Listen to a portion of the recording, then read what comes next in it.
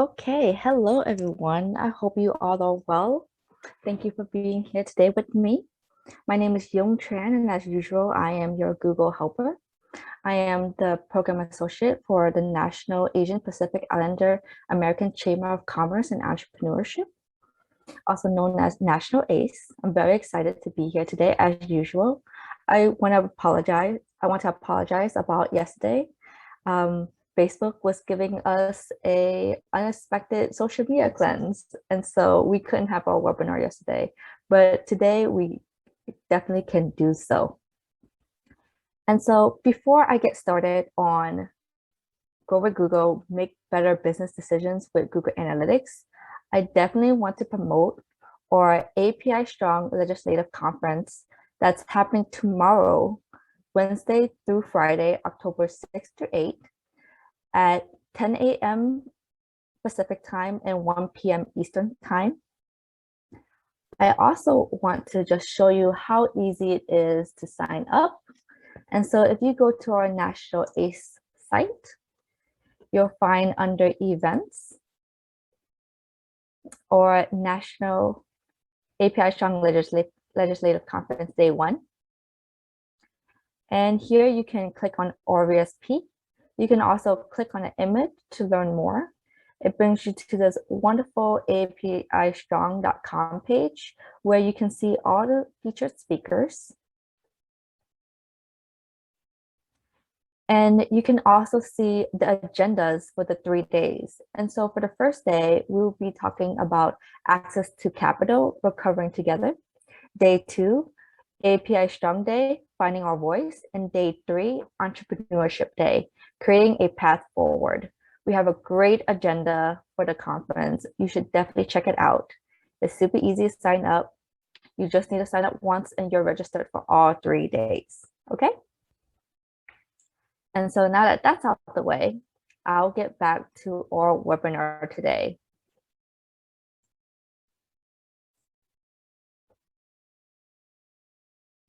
So making better business decisions with Google Analytics. Let me get it off the screen so my head doesn't distract you. Again, my name is Yong Tran. I'm the program associate for National ACE. These workshops are designed to teach you to take advantage of free resources Google has to offer to take your business to the next level. These workshops are intended for entrepreneurs, business owners, and startups. We are proud to host these webinars as part of our AAPI Strong webinar series.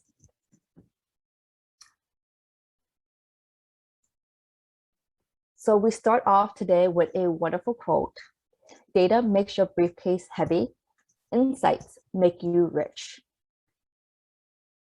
So what does that mean? What's the difference between data and insights? We will get to that very soon, but definitely understand that if you are not measuring, you are not marketing. And so to market, we need to use data, and to use data, we need to understand insights.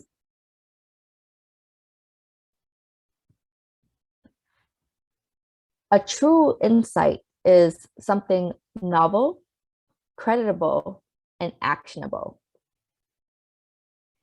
And so novel means something unexpected but obvious. Think when you open your refrigerator and there's just a bunch of food, a bunch of different condiments. You're looking for the ketchup. You can't find the ketchup. You're looking up, down on the side of the door, can't find the ketchup, and then you find it. Wow, it was right there in your face. That's what insights look like. When data gets overwhelming and you don't know what you're looking for, as soon as you find it, it's super easy. Insights are also credible. And so the information comes from customer truths. When someone left the checkout, when someone made a purchase, those are things that actually happen. Those are facts. Those are truths. And so your insight will be based on those truths. And the most important thing insights do is they're actionable. They can help you figure out what to do. how to increase sales, how to increase profits.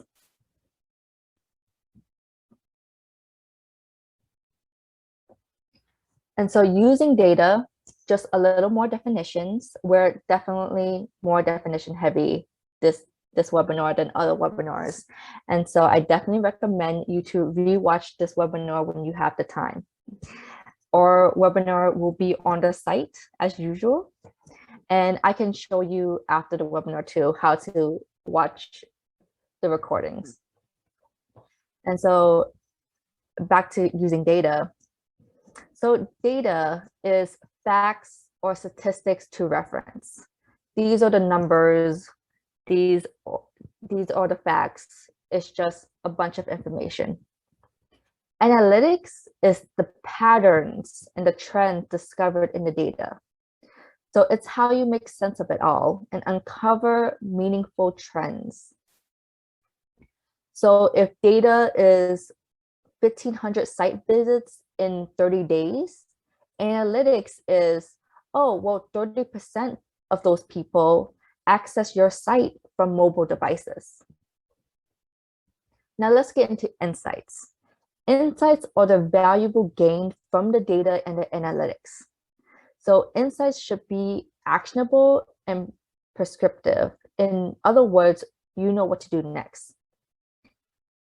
So if analytics tells you that 30% have accessed your site from a mobile device, insights reveal that visitors using a mobile device are 60% more likely to convert. Aha, that's what we want to hear. And so we know that 60% of mobile device users are more likely to make purchases, then that means that we might want to invest more money in how does our site looks on a tablet, on a phone, rather than how it looks on the desktop. You know, we might want to put more ads on people's phones, on social media, right? And so these are the ways that we can use data and analytics to get insights. But if you're new to data and analytics, the reports can be overwhelming. You know, Google Analytics will definitely help you. Once you get used to Google Analytics, you know, it'll be definitely much easier to use and anyone can use it. And I also want to mention that a lot of business owners would use their opinions of others, their friends, you know, their family, or gut instincts to make business decisions. But with data and with analytics, you can prove or disprove those opinions and instincts so that you can make better business decisions.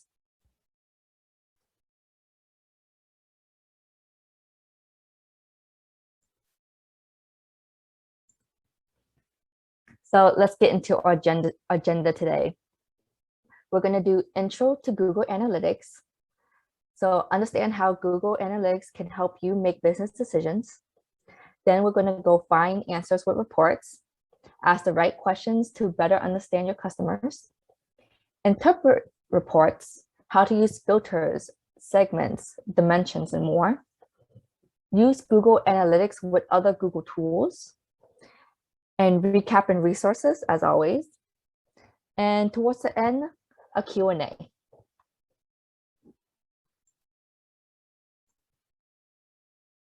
Oh, quick note. Last year in October, Google Analytics came out with a new version called Google Analytics 4. Some of you might be using the old one. Some of you might be using a new one. The presentation today will be referencing the old one because a lot of the information on here is still applicable to Google Analytics 4. It just might look a little different. Regardless, the things that you learn here, you can use on Google Analytics 4. And if you have any questions, you can definitely ask me. So let's jump into it. So let's jump into it. Intro to Google Analytics. So Google Analytics is, as always, free, a free software you can use to understand your visitor behavior, and you can get access to it on your computer or your phone, wherever you need to go. Google Analytics can follow you. It'll help you figure out visitor behaviors when it comes to your site, when it comes to your mobile app. And so in this really nice screenshot of Google Analytics, you can see that we're looking at a real-time report of what their website looks like. There's 95 active users on the site right now. 76% of them are from mobile devices. 24 of them are on desktops. You can see how many page views per minute, per second, your top active pages, any referrals, any social traffic, and top keywords. So using Google Analytics is great to gain valuable insights to help you make strategic business decisions. And so those keywords come back in. You can see what drives the most traffic. You can see the demographic of your most profitable customers. You can understand what content your audience is most interested in, and you can evaluate which channels drives the most conversions. And so channels might be Facebook, YouTube, an article someone wrote about your website.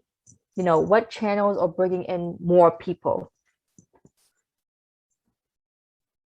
And so to set up Google Analytics, you can visit g.co/analytics. If you have a Google email, you can sign up for Google Analytics with your same email and password. Super easy, straight to the point. You don't even have to worry about it. So your Google Analytics account, you can review reports and metrics you care about the most, quickly check the health of your account, create, customize, and share dashboards. So now that we're done with the intro, let's talk about how to find answers with reports. As I'm explaining how to use reports, I am going to use Eva and Ricky as a great example. So meet Eva and Ricky. They are, of course, entrepreneurs, business owners. They created a t-shirt line. And using their gut instincts, they made a t-shirt they absolutely loved and immediately put it on their website, their banner, their social media, everything. When the t-shirt came out, they saw that it wasn't as popular as they thought it would be. And so they tried to cut down the prices to increase sales. They also assumed that their target audience were women ages 35 to 44 because, well, that's the age that most people make purchases, and customers are usually women. That's something that a lot of business owners assume, right? But whether or not this is true, we don't know yet for Eva and Ricky. And so they start with Google Analytics. With Google Analytics, you need to do 3 things. First, outline your goals, figure out what you're trying to achieve, ask questions, what answers do you need, and 3, view the reports, how you find the answers. So step 1, let's define goals. I'm sure you all heard about SMART goals.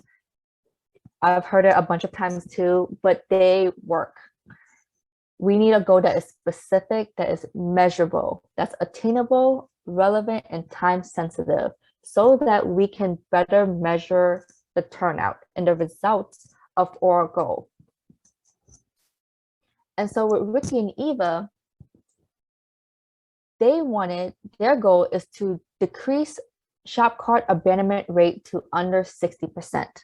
If you don't know what abandonment rate means, it means when someone goes onto your site, clicks on some things to put in their shopping cart, but then they don't make the purchase. They just leave. And so what Ricky and Eva want to do is they want at least 40% of them to actually make a purchase. This is a great goal. The only thing I would improve about this goal is making sure that it's time sensitive because it is specific. They are targeting the abandoned rate of shopping cart. It's measurable because they want at least 40% of people to make purchases, which also means that, you know, they want to decrease the abandonment rate by under 40 to under 60%. It's attainable because it's reasonable. It's relevant because it has to do with their business. It's just not time sensitive. And so I would add in the course of 6 months, they would want to achieve this goal. And so after 6 months, they will reevaluate to see if that goal was achieved. And so for them, they actually achieved the goal and they got 45% of their customers who usually would abandon their cart to make purchases. And that's absolutely great. And so let's think about your goals. A couple ideas is, you know, the leads. If you want more appointments, if you want more sales, if you want more people to give you phone calls, more foot traffic to your in-person store, more downloads for your music or your podcast, etc. What do you want to increase or decrease? Step 2 is to ask questions. Now, when asking questions, we're moving things into 4 categories: reach, engage, convert, and sustain. So when it comes to reach, you need to ask, what are your people searching for? Who is your audience? How do they find you online? This is where the customer persona comes really important. And I've mentioned the customer persona before in my last webinar. It's your ideal customer and ideal audience. Once you figure out your ideal audience, you can find out what is the best way to reach them and how to help them find you online. Now, once you've reached them, we need to engage with them. So what do you do with them once they find you? Where do the customers engage with you online? Is it with your Yelp? Is it with your site? Is it with your info@naturalace.org?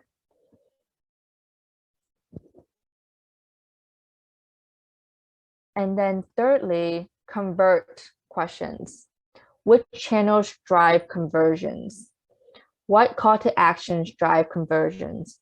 Which channels have a higher ROI, return on investments? And so as you're looking at your sales, as you're looking at your different channels of promotions, you need to figure out what brings you the most conversions, what brings you the most sales, what type of call to actions brought you more attention. And of those call to actions and of those different channels, which one was a bigger return on investments for you? Lastly, sustain. And so we need to answer, where do people continue to engage with you? How do you respond? How quickly? And you need to be able to give a reason why they should return.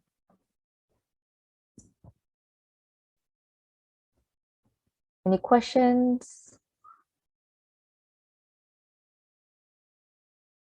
Great. And so step 3, use reports to find answers.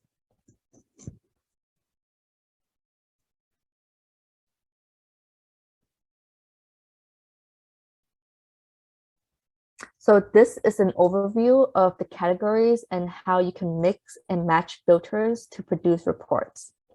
These categories will match the types of reports you see in the menu to the left of your home dashboard. And so here's a quick showing of that. To the left of your home dashboard, you see all of these things under reports. So I will be breaking down the categories. And so the categories is real-time, audience, acquisition, behavior, and conversions. So real-time is what's happening right now. Real-time is super cool because it shows you the impact of the marketing efforts in real time immediately and continuously monitor the effects that campaigns and sites changes have. And so you can, launch a MailChimp campaign and send out emails to all your subscribers. And right after you send those emails, you jump on analytics to see how that email has affected your campaign. And so you'll be able to see, oh, how many people entered your site after you release your email. And then you can see how many people leave or people stay. You can follow them through the customer journey. We'll get into that soon. But this is a great way to see what's happening on your site in real time. The second category is audience. This is where you understand the characteristics of customers, view demographic interests, geography, language, and devices they're coming from.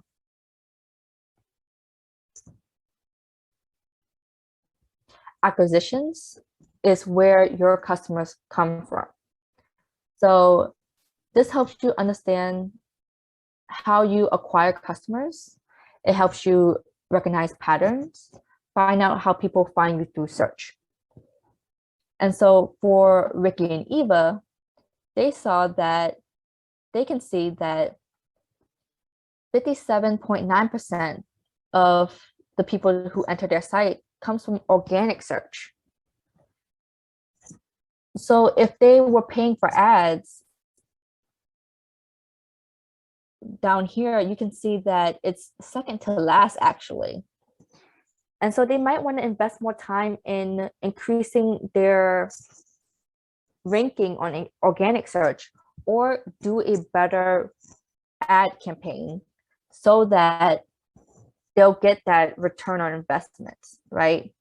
Because they didn't have to put money to appear on organic search. But if they're paying money to be on a paid search and they're not getting that interest, it's telling them to reevaluate their goals and change their tactics.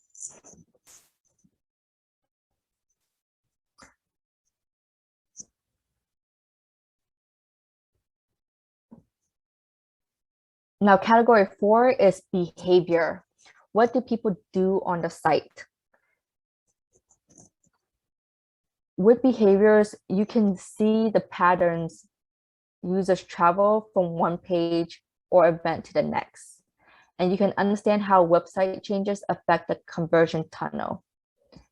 And so this is a very cool part of Google Analytics. You see this long red line right here. It shows how many people are leaving your page. Your homepage having this long line is completely fine because you want people to leave your homepage to go on the other pages of your site. As folks are on the homepage, they might, go into a new page right here, their first interaction. They've clicked on a couple of different pages, and then they decide to click on another page. As you can see on their second interaction, there's a bigger red line here. That's a good red flag to find out, oh, why are people leaving this specific page? Why aren't they moving on to the next page? How can I improve that page to decrease the number of people who leave? And so if you are selling t-shirts, and people go on your homepage, and then they go on your products page. After their products page, they might, look for more information on that specific t-shirt, and then they go to the shopping cart. If you see that most people left on the products page before they even get to the shopping cart, then you might want to increase your shopping page a little more to be more user-friendly, right? And so with behaviors, you can make that adjustments to that experience people will have on your site. Now, lastly, conversions. Is the site successful? So this is where you can see how your channel works together towards conversions and understand how changes impact those conversions. Here you can see your revenue and conversion rate, transactions, whether it's hourly, day, week, month, if your campaigns are working or your coupons are working. Again, data is not the issue anymore. It's about reading the data. And so if you have any questions or any concerns about what all these different categories mean, rewatch the webinar or email me directly and I can help you out with that. So this slide goes a little deeper into behavior. I'm not sure why it came after conversions, but I guess that's how it works. But so with behavior, there are subcategories: new versus returning, frequency, and etc., engagement, So under new returning, you can learn how many customers come back after the first visit, gain insights into the behavior of new visitors versus returning visitors. And so Eva and Ricky assume that most of their customers are returning visitors. But as you can see here on Google Analytics, 80% of their customers are actually new visitors, and only less than 20% of their customers are returning visitors. So with Google Analytics, we can compare what they thought versus what they learned. They thought that their top audience was 35 to 44-year-old females. But in reality, the top audience are younger, and they're men, 25 to 34-year-old males. And so they might want to change their websites a little bit. They might want to change some terms they use to connect more to that age group. Maybe change some color schemes to connect more to males. Secondly, their primary way to drive traffic was paying for ads. But with Google Analytics, they found out that most of their traffic actually comes from organic search. And so that might tell them they need to improve their ads or increase their likelihood to get on more organic searches. Lastly, most purchases are from repeated customers, not first-time visitors. They find out that most purchases are from first-time visitors from their site. And so they might want to think about how to keep how to make sure their customers return after they make their first purchase.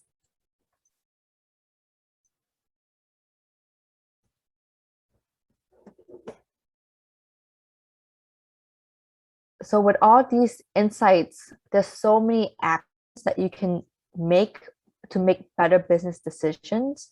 It's all about reading the data, knowing how to use the analytics, and knowing how to get these insights that you are able to make better business decisions to increase profits. So let's dive into interpreting reports.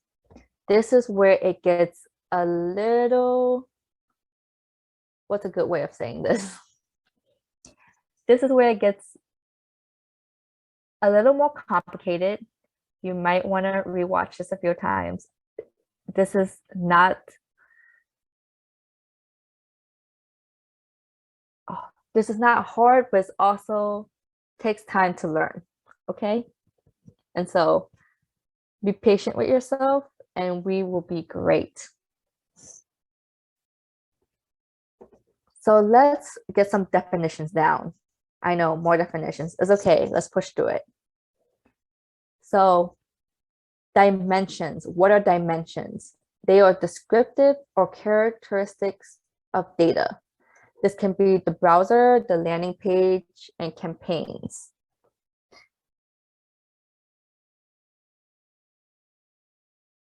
Let me actually, okay.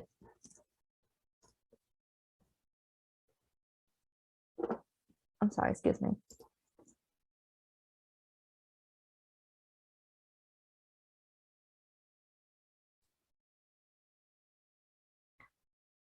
So what dimensions? They describe your data. It can be the city. It can be your landing page, your home page, just the characteristic or definitions of the data. Segments or the subset of sessions or users that share common attributes.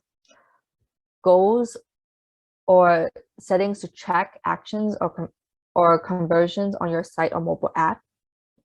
Events is a type of hit that tracks interaction on site content. And so a hit is a visitor interaction on your site that results in data being sent to analytics. And so it's not on this page, but if someone is on your site for an hour and they didn't touch anything other than get on your homepage, then there's no hits because there's no interactions. They might have been on your site for that hour because life got to them, they had to run off and take care of their kid, and so they clicked on your site and left it there. Google Analytics will track the hits that happen. And so events is a type of that, and it tracks that interaction on the site with the site content. So getting more in depth of these three definitions. So dimensions describe your data. Each dimensions can be given a different value. You can use secondary dimensions to view your data with more granularity by adding another dimension to your report. So what does that look like? You click on report of choice. So here we clicked on the geography and we clicked on location. And then we selected the primary dimension to be, let's say, Texas. We can add a secondary dimension as the cities in Texas. I'm sorry, the secondary dimension as the source/medium. And so where are they coming from? Where are people from Texas coming from? And so here we can see that Austin, people are coming from Google organic searches. And then Houston, they're also coming from Google organic searches. Someone in Dallas have directly went on the site without searching for anything. They just knew. This way,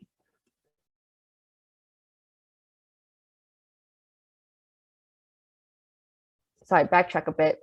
So dimensions are just kind of filters where you can figure out what kind of data you want to see. And you can also filter these reports because we don't want a report for each city. We might want a report for just Dallas. I mean, we want a report for Texas, and we filter just Dallas to see that information rather than creating a whole report for just Dallas, if that makes sense. How do you segments or subsets of your analytics data? And so you can isolate segments to analyze and respond to trends in your business. What does that mean? That means that let's say you know that you're selling the same t-shirt in New York and LA, but it's a lot more popular in LA than in New York.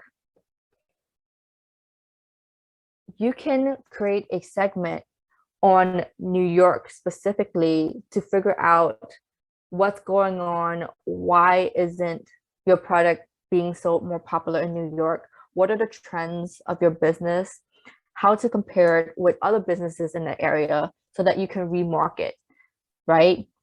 And so you might find out that in New York, they're selling a bunch of t-shirts that are the same, almost the same as yours, or very similar to yours at a lower price. If that's the case, then you might want to decrease the prices in New York or do a New York promo. And so segments or target groups you want to focus on so that you can remarket your product or increase the purchases in that area, if that makes sense. There are 3 types of segments. And so users, people who interact with your site, sessions, interactions by single users grouped together, and hits, interactions during a session, such as page views, events, and transactions.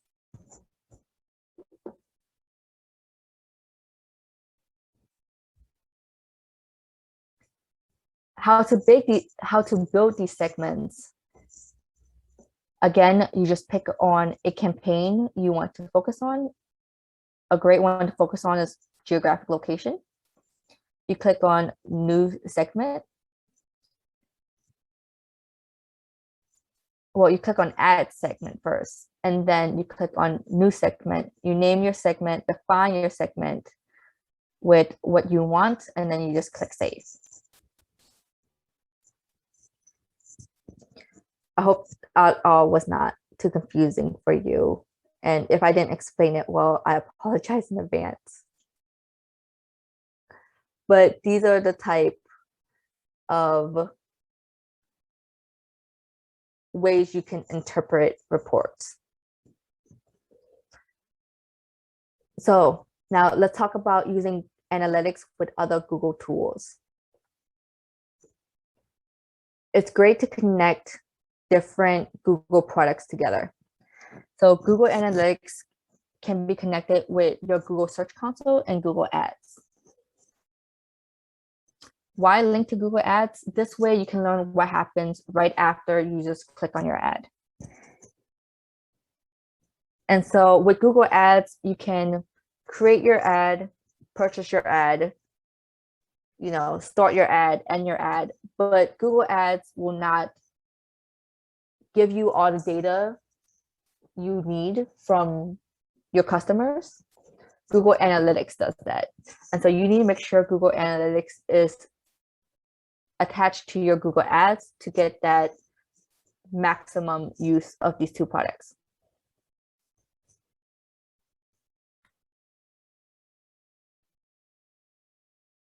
To link the products, you make sure you have an account for each product. If you have a Google email, just sign in to the 3 different products with your Google email, and it will create you a Google account. Then on Google Analytics, you click on admin and then select all products. Click on the link button for each product you want to link to Google Analytics. Now recap and resources. So here are some next steps that you can do. 1, reveal creative to represent the audience demographic. 2, consider product changes to tailor merchandise to all demographics. 3, review search queries and adjust bids and create accordingly. And 4, consider offering promotions or loyalty programs to encourage repeated customers.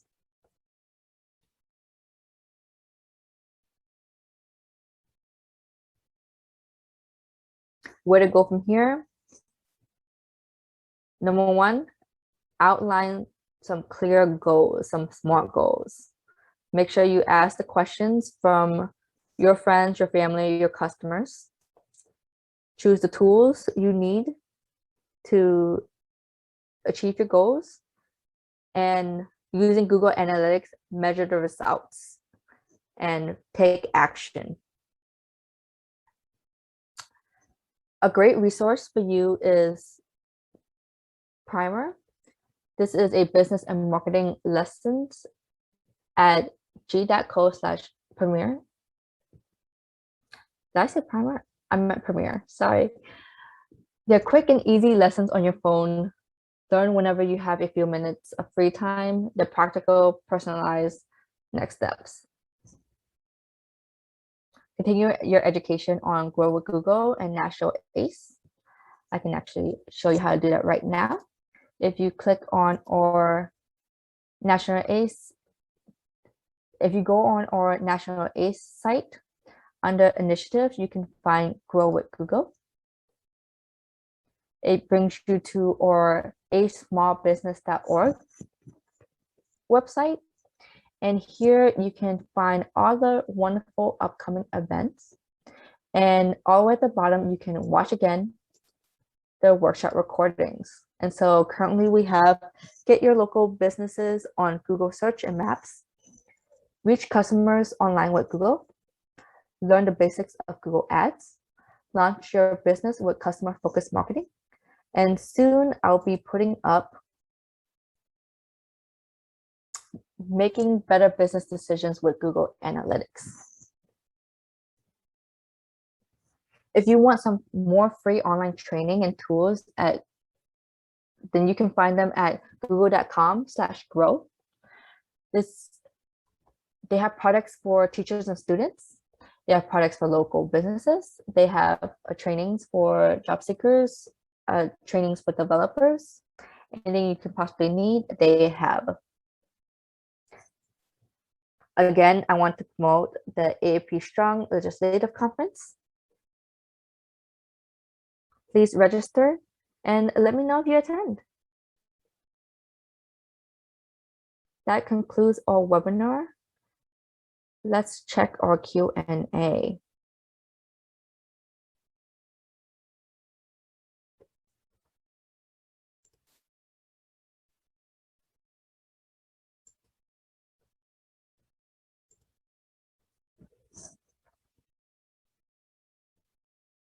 So our first question is about the code on Google Analytics.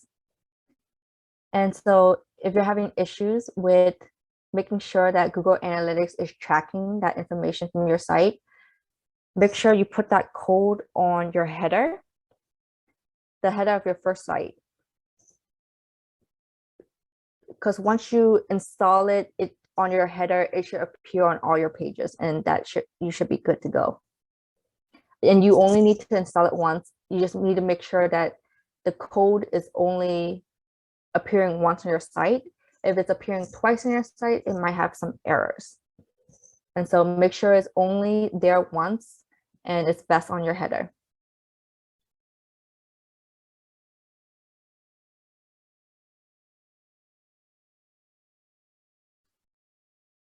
Will we get the recording today? Yes, you will have the recording today. It will be on our site by tomorrow. What is an organic search? An organic search is a search that you don't pay. It's on Google. When someone types in some relevant keywords and they are relevant to your site and your products, you may appear on the organic search page on Google. And so that's all the different websites on Google that isn't a paid ad. That's the organic search. And so if you want to reference my other webinar on Google Ads, you can definitely learn more about that.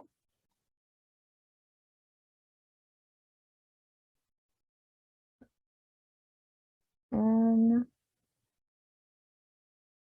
I think that's all. Oh, it's not a question. It's more just expressing that this is a bit scary and overwhelming. I apologize because it is. Again, would love to reiterate that this is new to a lot of people, and as a business owner, you definitely should take some time to learn this information or have a staff to learn this information so that they can help you make better business decisions. Because as you're trying to grow and as you're trying to become a better and making more profit, it's definitely Google Analytics is definitely a great resource for you to make better business decisions. And so we got to start by learning how to read those insights and to get those insights. And so to get those insights, we need to learn how to read the data and the analytics, and then also learn how to create the reports on Google Analytics. Yeah. Data is not sexy. Data is not sexy to some of you, but it's very useful. If you're doing something, it's very useful to tell you if you're doing something wrong or something right. We need to make sure that we are measuring our marketing so we know that our marketing is working.